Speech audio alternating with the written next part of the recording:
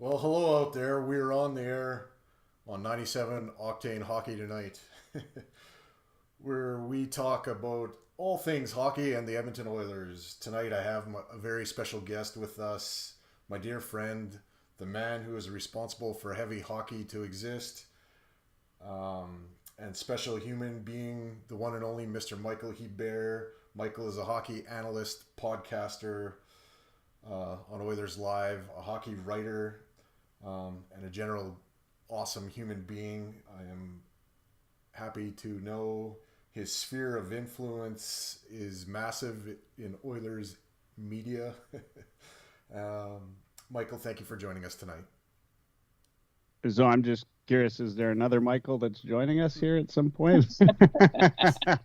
It's all you, my man. That's about 50% accurate. But, is it safe to call you? Is it safe to call you the Godfather? I think we should call you the Godfather. Yeah, that's about 50% accurate. The analyst part's a little bit of a stretch. Writer is definitely a stretch, but hey, I can put some words on a computer. Not too bad. Angel's Once in a while. Angel's already wondering in the chats if you're related to the Guy Hebert. Yeah, no, and he spelt it wrong too. He spelt it wrong, Angel. Oh boy. As the guys at Heavy Hockey know, that's one way to really get under my skin, which they'll do on purpose on occasion just to do it. But I would venture to say though that if he Bear isn't related to you, I bet you he name drops you anyway just for his own status. That's right. Yeah. Guy's been known to do that once or twice. Yeah. No, thanks, Angel. Good to see you, Angel. Good to see you. Thanks for that, Dursum. Of course, happy to be on with the two of you. I won't take the slight that Chad's not here personally, but I get it. He only comes on for the big names. But that's all right.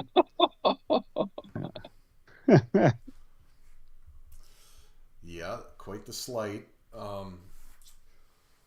What are your thoughts on the offseason so far? Oh man, I mean. It's the Oilers didn't have much room to do much of anything, but we talked about it last night on Oilers Live, and even though the size of this year's cap hit wasn't high, it was still a pretty good splash that the Oilers made, and for what Ken Holland had in front of him, I think he's done a good job. I don't think. I don't think that we could have expected much otherwise, right? Like there wasn't a lot of things to do to get Yamo out the door and Kleem, knowing they weren't going to sign with the Oilers and getting that cap space that's much needed. There's still, but look, it's not done yet. I left the show yesterday thinking about it, and we kind of were talking about how I think the team's at least better than they were at the start of last season, but it's not done yet. So, as fans, we sit and we watch and we wait and we watch. But until Bouchard's signed, until McLeod is signed, can we be happy or sad yet? I don't think so. I mean, we have no idea what the team looks like at that point, what the cap looks like, what everything looks like until those two get signed. Is it a bit of a failure if Bouchard's only signed for 1 year? I don't know. I mean, I haven't really thought that far ahead, but 1 year is going to just mean we owe him the world the next year if the power play's anything like it was this past year and he's on there full time. Well, he probably earns that now, or he probably warrants that now, to be honest. I think he had a good enough season where he could earn the big bucks. He's going to have to, if he wants to stay with the Oilers, he's going to have to take one of these little bridge deals here. Like right now, we only got $5.6 million to use up between the two of them. And those are two pretty big signings that we need signed. Scary, right? So it's not a lot of money. So today McLeod filed for arbitration. Does that scare you at all, or just kind of the nature of the beast? Yeah, thanks for filling me in. I actually didn't. I wasn't paying much attention today. I had some other things to worry about, but yeah, that. I mean, you had to know it was going to happen, right? It's not ideal. But look, McLeod's probably, worth what we can pay him, what he's asking for, and if he was on the open market, then yeah, he's probably worth that. Yeah, it scares me a bit, but look, I keep thinking back to actually something that Dash said on the show last night when he was kind of making comparables to our starting lineup from last year. Like it's not even close. Like this team's way better. You could arguably take McLeod out of the equation and this team's better than the starting lineup last year. Now, is that ideal? No. Right? But with the top six that this team has, you're just trying to slot pieces in on the bottom six that don't get you kicked out of the playoff run, right? Holland's actually proven, I think, and feel free to tell me I think I'm wrong. We know Angel will if he's touched in here, but I think Holland has proven himself to be able to get those pieces at low dollar value. People aren't giving him enough credit for finding Costin last year, right? Maybe they are. That's a lie. People have realized that Holland did that and he did a good job at it. I think he's capable of that. And I think a guy like Holland, when he's got the top six that the Oilers have, is the ideal GM to have. He's got an eye, or he's listening to the right people, maybe. Maybe that's a better way to put it. Listening to the right people, maybe his kid, maybe Steve Stais, who knows, but So, yeah, it concerns me. Long story short, it concerns me that McLeod filed for arbitration. Is it the end of the world? I don't think so. I think this team's going places this year, with or without a McLeod contract. Well, hopefully he gets a contract and he's still an Edmonton Oiler. But, Bouchard probably had arbitration rights too, and he didn't file. So to me, that says maybe they're closer with Bouch than they are with McLeod. Am I wrong there? But I think he's got arb rights. Bouchard? Yeah. Yeah, that's a good question. I don't think he does. Not this year. I don't think he did. No, I don't think he did. Okay. No.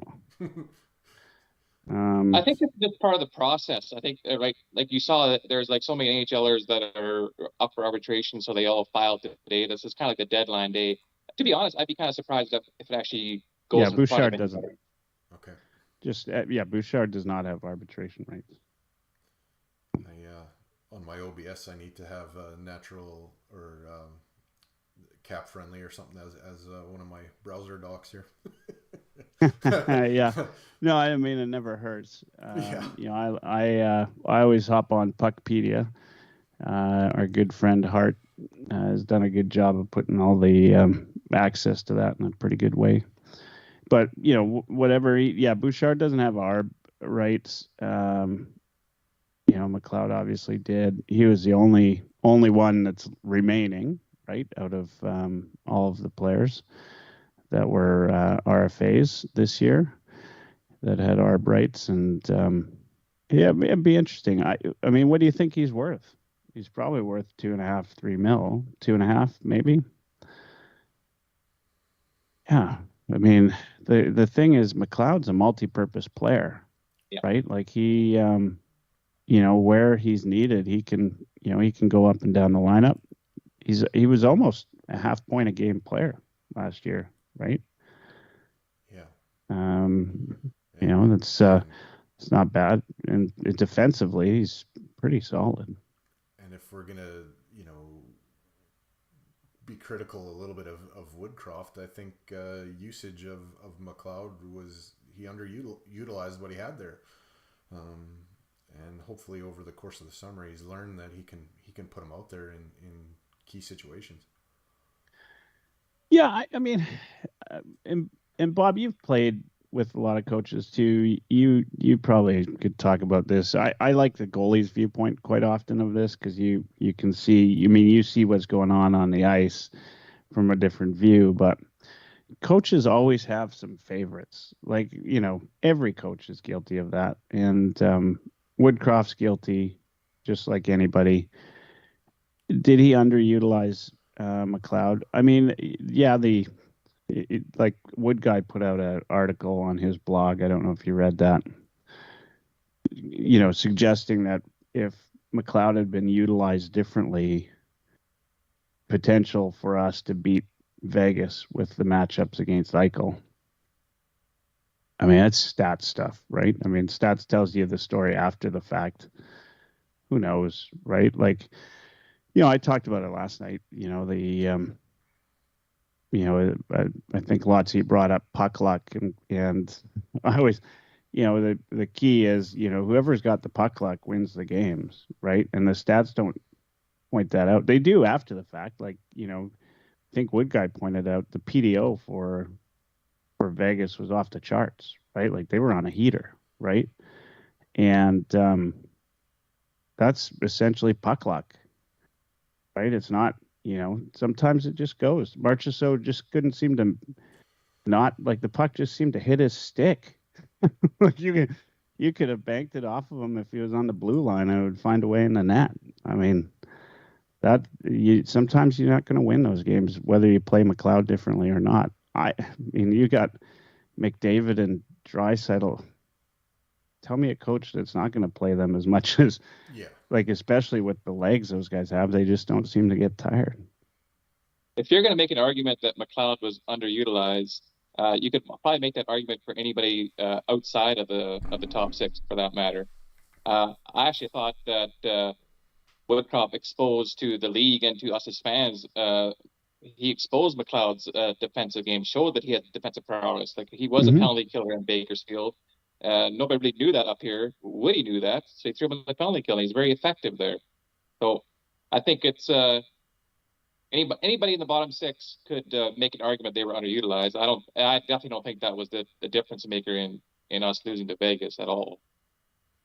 Yeah, I mean, the argument for anybody who wants to look, probably you could search Wood Guy, McLeod, and Vegas on Google, and you'd probably find his blog posting. But the argument was based on stats, right? And it's a solid argument. But at the same time, I mean, unless you've actually played the game, that's all it is. It's an argument.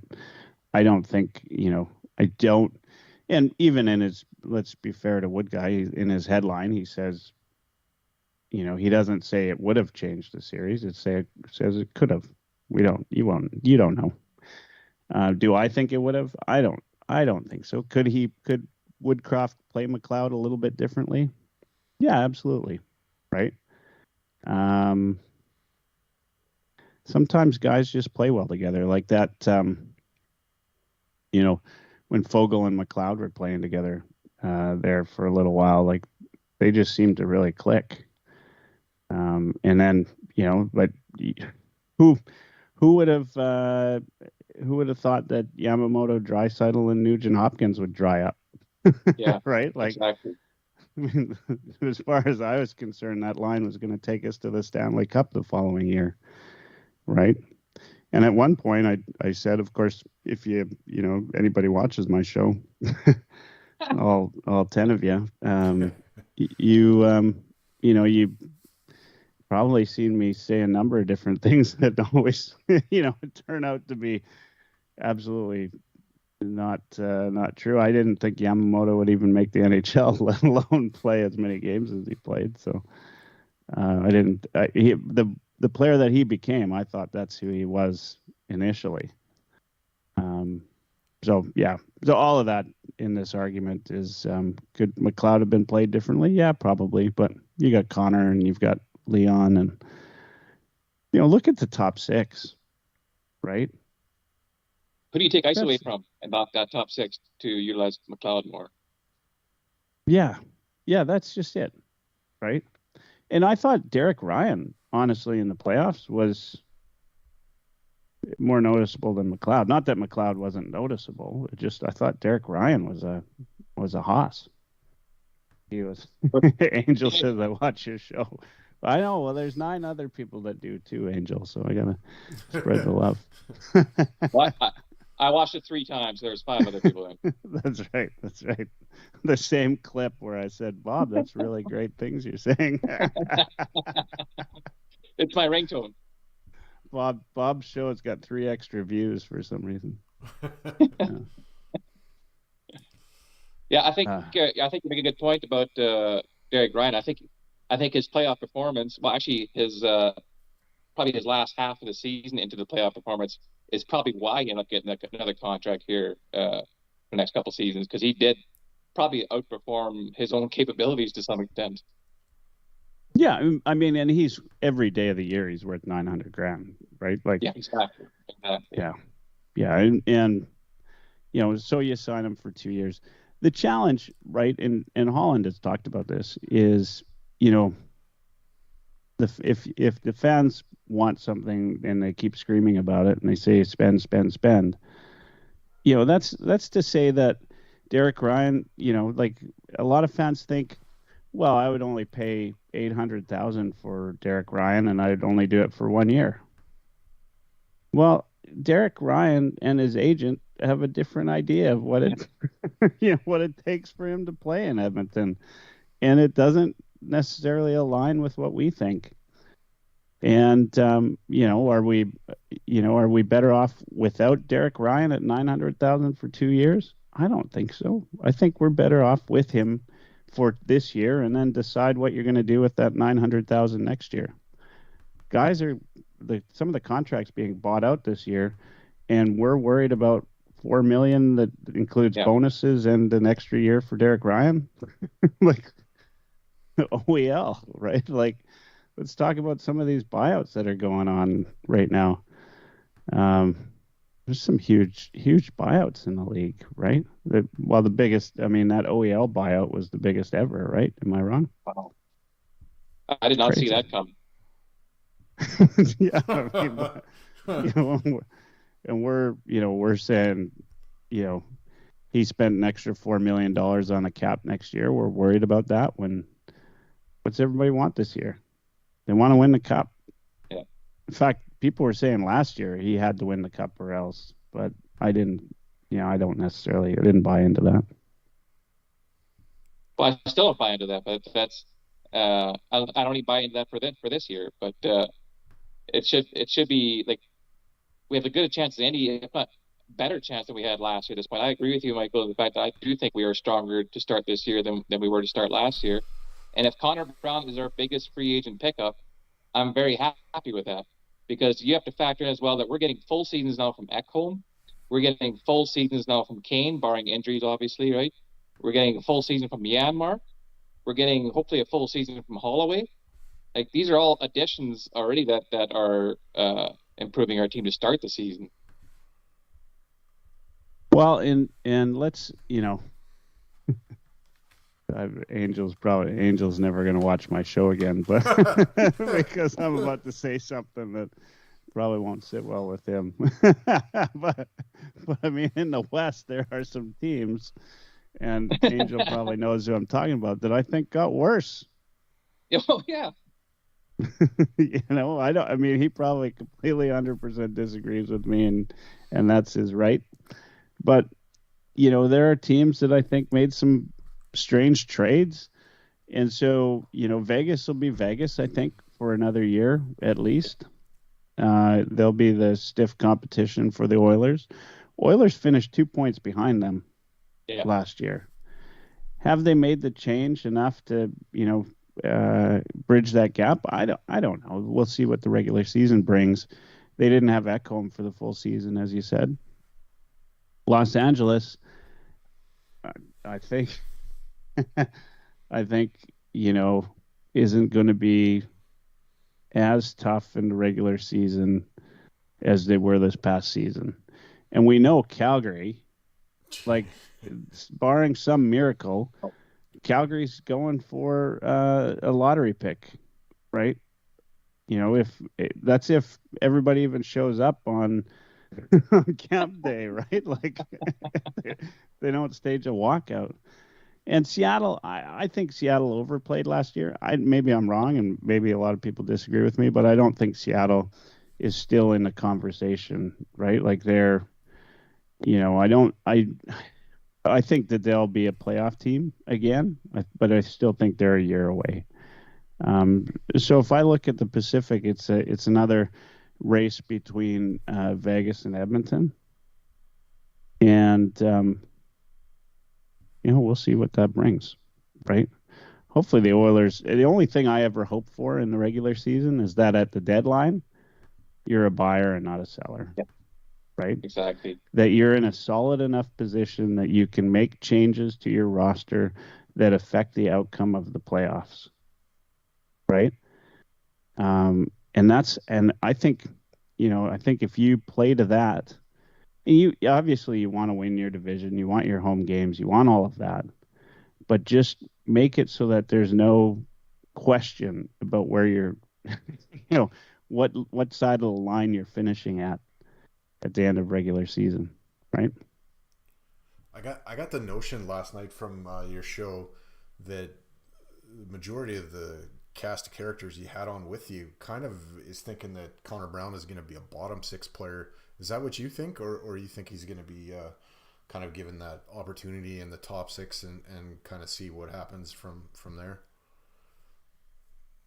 Yeah, I mean, not understanding we'll never know what he was offered to play anywhere else. But you got to figure that part of the conversation for him to come and play for a bonus-laden contract, right? That's not a guarantee, right? Because there's no guarantee that he makes 10 games. It's still a risk, right? He's coming off a knee injury. It's a small risk, but it's still a risk. And I would suspect that somebody offered him $3 million, right? Somebody had to have offered Connor Brown, who's a 0.6 point per player, with an awful Senators team. Somebody had to have offered him $3 million. But I think that part of the package is bonus laden, and then it's time with McDavid, right? That's why he comes over. That's why you get the commentary that he gives you. That's why, and so my suspicion would be that he's expecting to play in the top six. They'll give him that shot. Yeah.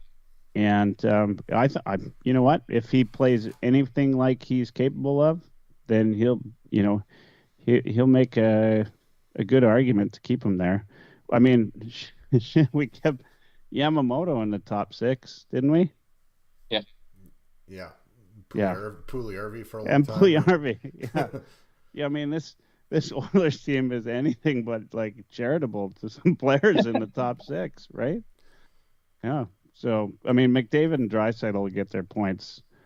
Doesn't matter who's on with them. But yeah, if the dream is you find the right guys for McDavid and the right guys for Draisaitl, and you get something like that Nugent, Hopkins, Yamamoto, Draisaitl line that seemingly could score at will for a period of time.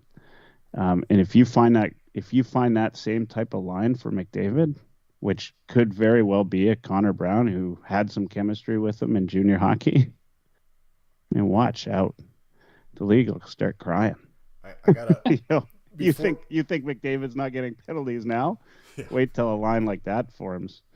They'll be water skiing off of them, and they won't be calling it because it just would be unfair, right? I want to ask you about our new acquisitions, but before I do, I want to play a funny clip.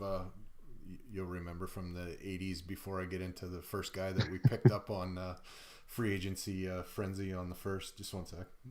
All right.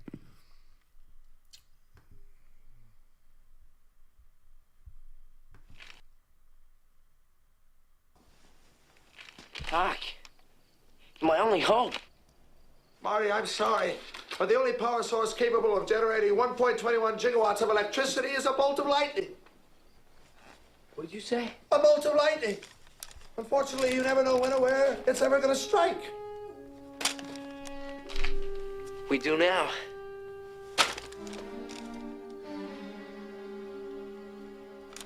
This is it. This is the answer. It says here that a bolt of lightning is going to strike the clock tower at precisely 10:04 p.m. next Saturday night.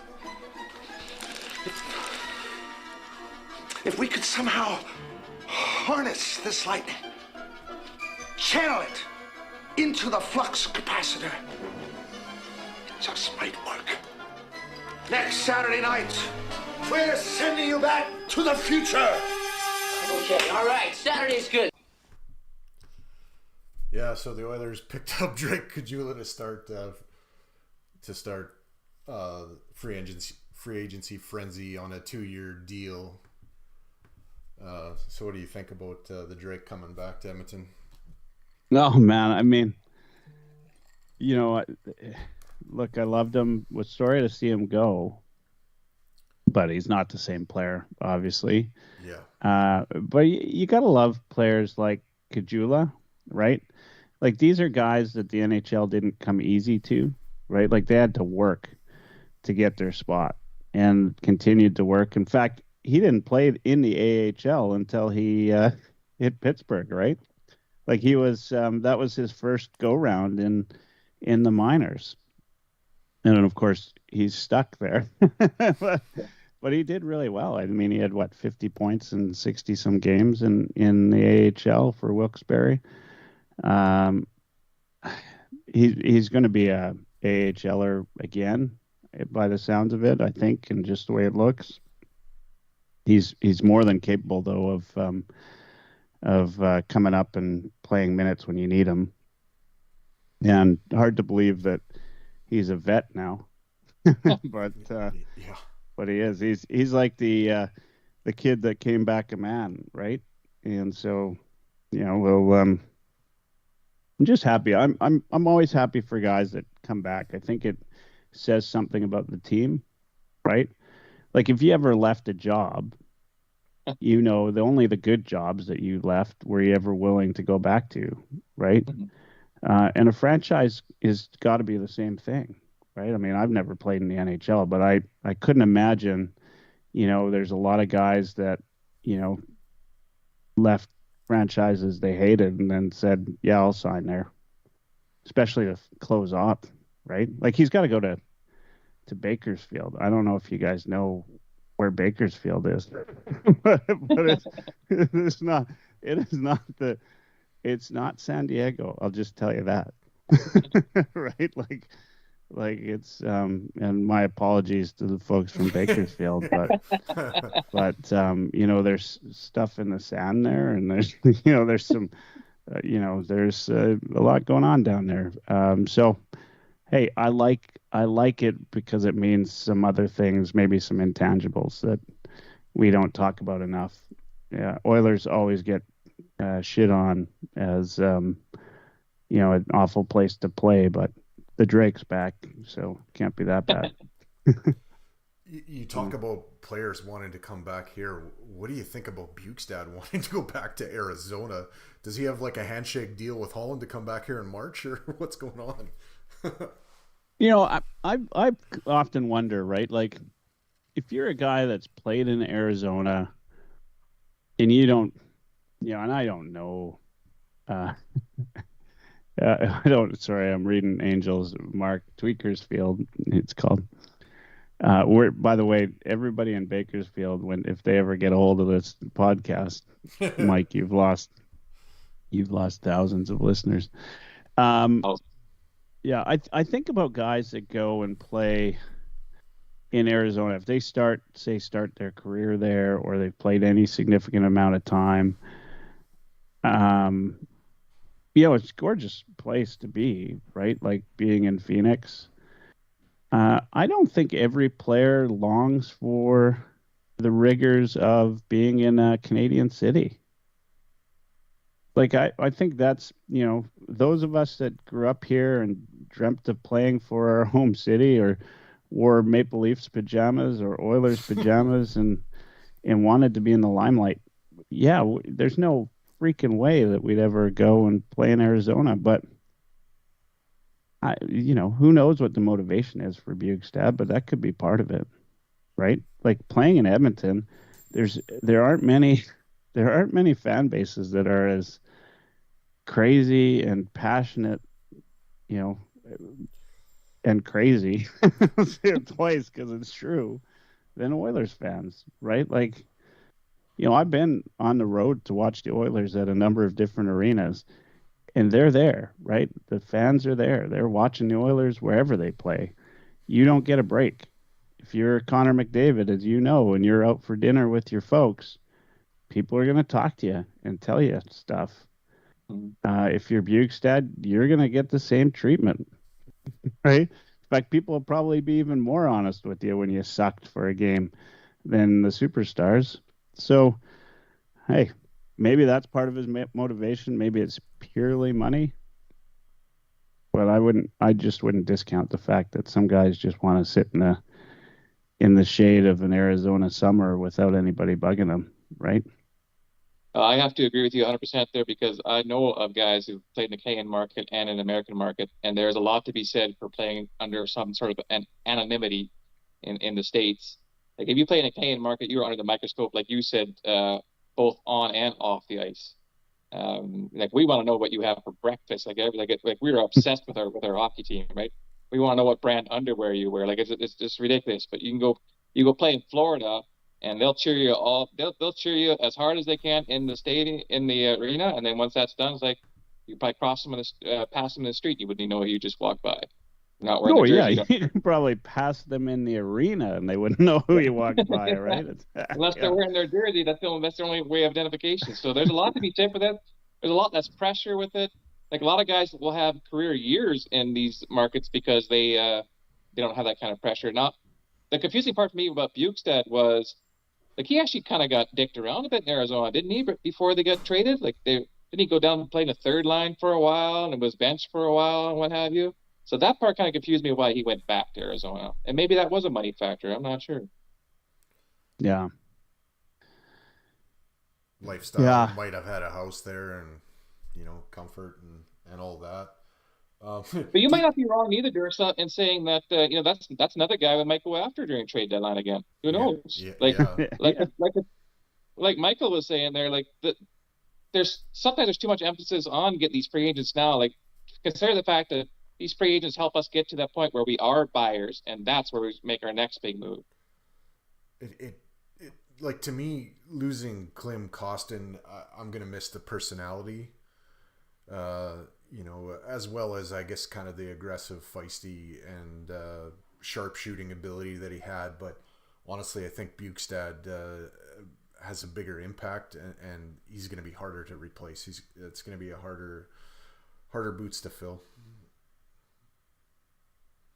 Yeah, and I mean, you're 100% right. I mean, you didn't want to see Bukestad go. You didn't want to see Kostin go. Yeah, no, they were. But you knew that people were going. Yeah, right. You knew that there were players going. You hope that maybe you could do something for Kostin or make him, wait a year before cashing in. But these guys have short careers. If I'm Kostin, I'm going and trying to get the money when I can get it. Yeah, especially after the kind of career that he's had to date, right? Where, they really was given up on until he came to the Oilers. Now he's got a new lease on life. Like, cash in while you can. Because you don't know, right? You could be back in the minors next year. Do you think we're better equipped to make a run? Oh, no. No, I don't. That's one area where kind of status quo. Yeah. I don't think we are. Not right now, but I don't think we need to worry about that. I will always say you have to be in a position to be a buyer at the deadline. That's what you play this part of the regular season for. Honestly, it would be easier to consider the fact, like, think about this in stages, right? There's the regular season is, as we know, is one season, but it's actually two, it's two seasons because there's the pre-deadline and there's the post-deadline, right? And then there's the playoffs. And you need to be playing that first part so that there's no doubt in your mind where you're going to finish the year, right? Get it, like, rack up the points so that you can make decisions early enough in this trade season that you're not overpaying, right? And that without a doubt, right? Like, the good GMs, not the good GMs, the lucky GMs have a team that's, 10 or 15 points ahead, looking at a playoff spot about 2 to 3 weeks before the trade deadline, because they can start talking to other guys, right?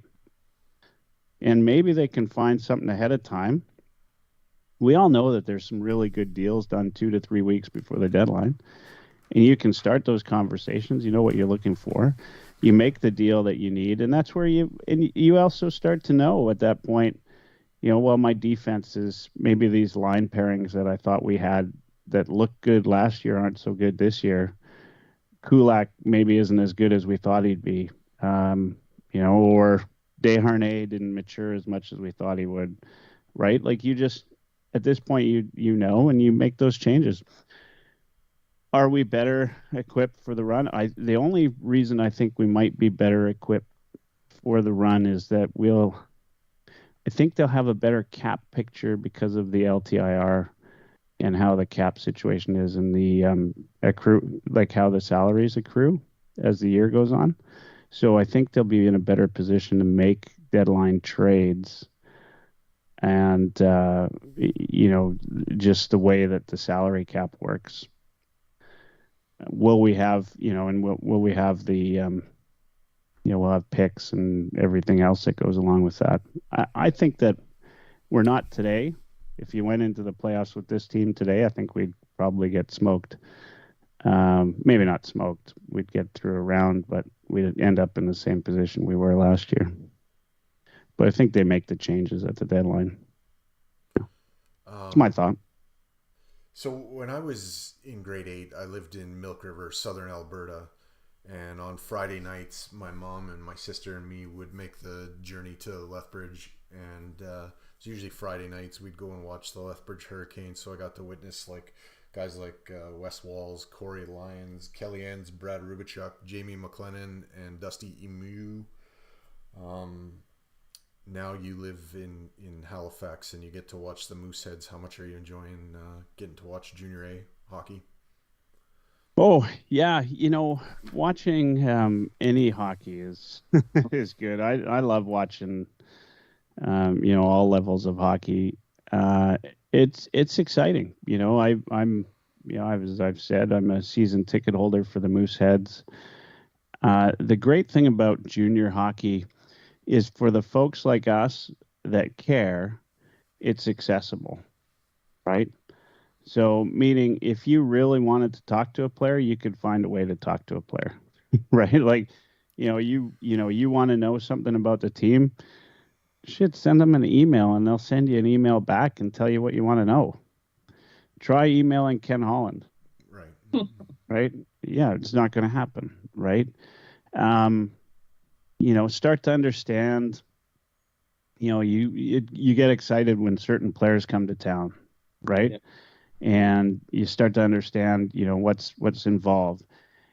It's completely different because you don't have a team for, 4 or 5 years, or the core of a team for 4 or 5 years. It changes all the time. And the trade deadline, doesn't make any sense because, you have windows and that this is your window to go for the Memorial Cup. And so you trade away your next 3 years worth of picks. And I mean, all of them, right? Just for the right player, for the guy that is going to be the one that might take you over the top. So it's not unheard of, whether it's WHL, anywhere in the CHL, right? That you're trading 3 first rounders for a guy, your next 3 first rounders for a guy to hopefully get you to the promised land, right? And you do that understanding full well that means in the next 3 years you're not going anywhere. And then draft picks mean the world in junior hockey because you 1 year of development, right? Like you're a first rounder in junior hockey is a big deal, right? Those are the guys you want. And so I love the little differences and nuances in the game. I was lucky enough this past season to watch a really great Halifax Mooseheads team play. There was a couple of guys drafted in the 3rd round this year. One went to Vegas and one went to Nashville. There was a first rounder from the previous season in LaRue that it was also drafted by Nashville. There's Jordan Dumais who broke the career points record for the Mooseheads, beating, he won the scoring race in the Q this year, and then the Mooseheads had 350 plus goal scorers. In fact, like it was just ridiculous. It was, and it's just a lot of fun, right? Guys have a lot of, they come to play every night because they love it right now, right? Like they want to be there. They, it's, because they know they're going back to high school, and they get to be the big, kid on campus, right? Like it's just fun to watch, and see, how these kids develop and all these little things. I love it. Yeah. It's, I'm glad you asked the question because I love being here and watching that. And, I'm lucky enough that I can still, get on a plane and go and watch NHL hockey, not necessarily with the same frequency I did when I lived in Alberta, but, I've been, that I'm going to be at a half dozen games every year, trying to watch the Oilers in different cities and stuff. And the hockey coverage, of course, for NHL is way better. That's the downside to the Q or any, CHL. If you want to, watch your team, you don't get necessarily, you get streaming quality and you don't get the announcers you want. And, it's a few other things. Maybe you don't get, if you're going to watch your team and they're playing in Quebec City, for instance, you'll get their announcers, their English announcers, who don't care about the Mooseheads, right? They care about, the Ramparts, right? And So that kind of sucks.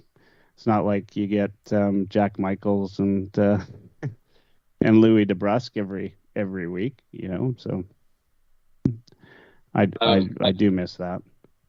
My first 2 years here in Edmonton, I had season tickets to the Oil Kings, and I still go see them from time to time. Probably catch a handful of games every year. And I agree with you. There's a certain level of purity almost to the game at that level where they're playing for the love of it. They're out there to prove themselves every game. Like I saw a game where the Oil Kings were beating, I forget who it was, but they were beating a team 9-2, but the play didn't dictate that. Like it didn't seem like a 9-2 game. It was so back and forth. Guys were going hard regardless. And I'm that hockey nerd who was just poured over the rosters and to see who's been drafted already by who, like who's the future Nashville Predator, who's the future Montreal Canadian, that sort of thing. I saw Stuart Skinner play for Lethbridge, right? That sort of stuff. Like it's an exciting thing to watch. I'll tell you, and this is not maybe my Nova Scotia fans will hate me for this. Now I'm pissing off Bakersfield. Now I'll piss off Nova Scotians. But the other thing that, and I would argue that even Albertans don't take enough of an advantage on this, is the AJHL is a top-notch junior league, like top-notch. You just, Hale McCarr played in Brooks, right? So I don't think I've actually told you this, Mike, but what I want to do this year is actually get in touch with some of my local Grand Prairie Storm and have,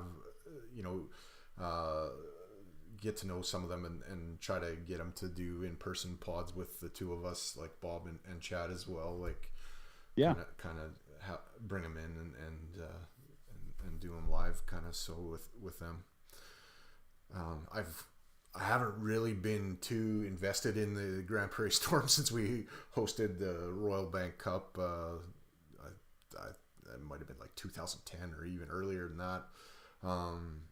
But I mean, there's good players that go in and out of the AJHL, and a handful of them go all the way. So. Yeah, I mean, Alberta you're lucky in Alberta, right? I mean, you've got, the AJHL, you've got the WHL, you've got, the Max Midget tournament in Calgary, you've got the Brick tournament in Edmonton, you've got two of the largest minor hockey weeks in the world, right? It used to be Edmonton was the largest one, and then I think Calgary sadly has taken over, but I think they're both very close to being the largest. It's just there. If you want to watch good hockey, there's no shortage, right? Not to mention you got Connor McDavid and Leon Draisaitl, but those are all great things. Not that, I mean, to be fair, I mean, you've got, Nova Scotians have nothing to bow their head on. It's the home of Brad Marchand, Sidney Crosby, McKinnon, arguably some of the best players to ever play the game, right? Al McInnes is from Nova Scotia, right? And, Bob as a goalie can fully understand the how hard it would be to play against a guy like McInnes and that death bomb that he'd shoot. There's been some good players here, so there's no lack of good talent to watch here, but just to, there's any given week, there's good hockey going on in Alberta, right? And, it's just, I miss that, I would say, a little bit, but I do love being in a really great junior hockey city where, we get, 6,000. Well, we get more than they get at an Arizona game. Let's put it that way. So just to fact check you there, Durs, a little bit, that Royal Bank Cup in Grand Prix was 2004. Yeah, I was a goalie consultant for the Storm back then, actually. So for 2 seasons, I worked with their goalies there in the Grand Prix Storm. So. Oh, right on. So it's been a minute since I enjoyed Grand Prairie Storm hockey. Really, it's not the last time I've went and watched them, but that's really when the last time they were really competitive. they kind of loaded up that year when they were hosting. So a little birdie told me earlier in the week that we should try to keep our shows under an hour. So we're at the 50-minute. we're at the 50-minute mark. I've been called all sorts of names this week, but that's not one that I've been called yet. So Fantasy Hockey Hacks has joined the network. Kind of a new acquisition. You want to kind of lead some promotion, tell people what they're all about. They're unfamiliar. Yeah, I mean, what's not to talk about? These guys are they're awesome, right? And I'll be honest, they didn't come to me, right? Like I sought them out. So if you're listening and you have you subscribe to podcasts, subscribe to the Fantasy Hockey Hacks. They do a great job, and I'm not a big fantasy hockey player, but these guys love their hockey and they love fantasy hockey, and for a lot of people that's a great way to enjoy the game, right? Is to have your pools and have all of that. And there's only, I think anyway, a limited bit of resources out there, like good resources that'll go through the players that are out there. These guys do it every week. They put out a new episode. Really easy to listen to. I just think that it's very worthwhile, and if you're into hockey pools, etc., it's going to it's only going to help your fantasy hockey game. And then and I'd also I'd also say that between them and the power of the Heavy Hockey Network, which is a bunch of great guys, you two included in that, I think that it's a powerful group, right? Like it just keeps getting better and better. And the one thing I love and have loved so much about doing this Heavy Hockey Network is how everybody lifts each other up and supports each other. And, as they say sometimes, right? In some cases, 1 + 1 = 2, but in our case, I think it equals 3. It's just been a really great addition to us. And it also is, it's just the beginning, right? Like, they won't be the last group to join the Heavy Hockey Network. There'll be more. And between them and everybody, we'll just up however many guests we have and add to that the cachet of being part of the Heavy Hockey Network. So really happy to have them. And I'd only invite them to be a part of this because I knew that they're great at what they do. Right? I was pretty pumped when I heard about that, because I actually was following these guys for a while. I am a bit of I'm a hockey nerd, and I do like the fantasy hockey element of it. I join hockey pools and all sorts of stuff like that. And there's so many other, there are a lot of resources out there on fantasy hockey. A lot of them are just bullshit. So just like two guys in a basement having beers talking about, McDavid's going to score 300 points and that sort of crap, right? So I look for the educated material, and these guys are one of those guys. They do that. They have good analysis, good conversations. There's good back and forth. They really do their research, and I'm super pumped that you approached them and they're part of this group, because that is definitely a valuable podcast. Let's do if you're into fantasy hockey at all. Yeah, absolutely. Anything you want to promote? Anything upcoming? Any big guests coming on to the old Oilers Live scene? Yeah, well, we will have, I believe, anyway, although yet to be scheduled, but I have talked to him, Jack Michaels, in the next couple weeks. He's on vacation, so we'll let him do that. We all know he deserves it. We'll let him. I'm sure he'd love that comment. But Jack's a great guest. He only ever joins for about a half hour. And that's more of a self-imposed timeline because he knows he could probably chat for 2 or 3. And, as that little birdie once said, we need to stick it to an hour.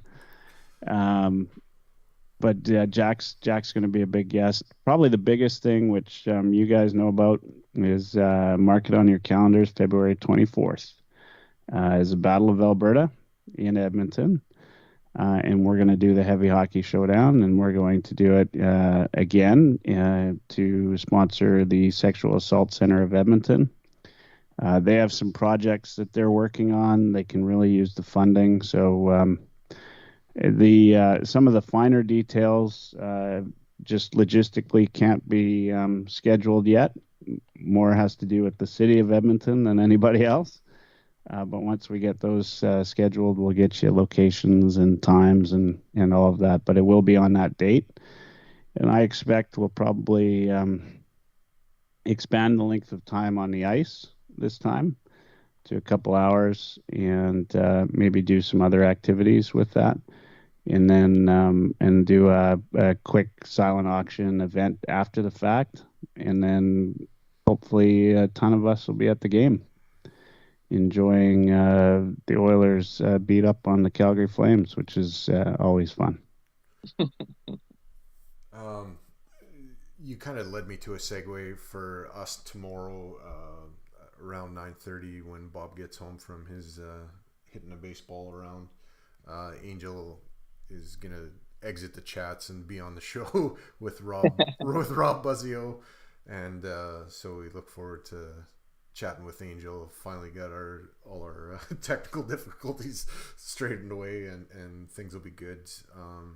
Pleasure having you on, Mr. Hebert, and keep your sticks on the ice, keep reaching for the stars. Go Oilers, go, and we'll see you next time.